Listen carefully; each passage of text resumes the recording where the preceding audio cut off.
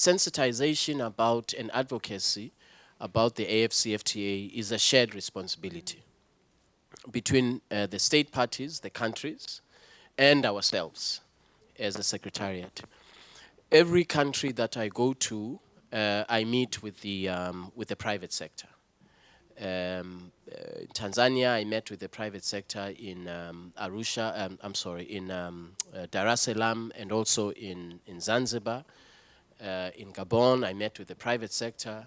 In Zambia, I met with the private sector. In Egypt, all countries in Kenya, to make the private sector aware of the AfCFTA and its benefits and its risks, as well as to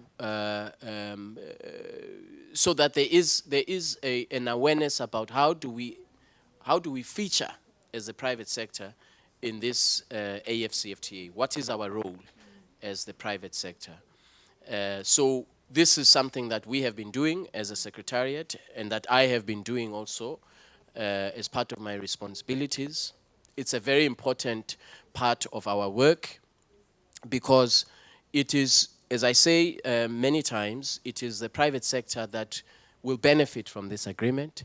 It was not negotiated for governments, it was negotiated for the private sector, because it is the private sector that creates jobs, not governments.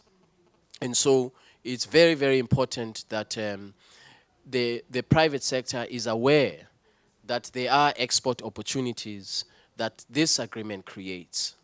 We have a market of 1.3 billion people with a combined GDP of 3.4 trillion United States dollars, as you know. And so if you are in West Africa, you now have an opportunity at expanding into a new market in Southern Africa, in East Africa, in North Africa, and so on. So it is very, very important that the private sector is part of implementation.